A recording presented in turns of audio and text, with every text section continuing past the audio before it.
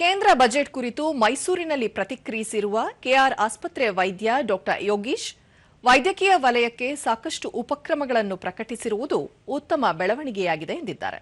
ಇದು ಸಾಮಾನ್ಯ ಜನರಿಗೆ ಬಹಳಷ್ಟು ಅನುಕೂಲ ಆಗುತ್ತೆ ನಾನಾದರೂ ಭಾವಿಸ್ತೀನಿ.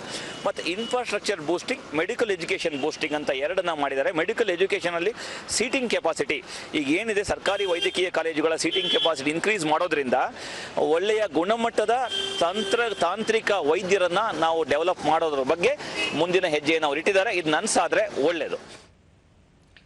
ನಟ ಜಯಪ್ರಕಾಶ್, ವಿದೇಶಿ ಪ್ರವಾಸ ಪ್ಯಾಕೇಜ್ಗಳ ಮೇಲಿನ ತೆರಿಗೆ ಇಳಿಸಿರುವುದು ಸಿನಿಮಾ ನಿರ್ಮಾಣ ಕ್ಷೇತ್ರಕ್ಕೆ ಸಹಕಾರಿಯಾಗಿದೆ ಎಂದರು.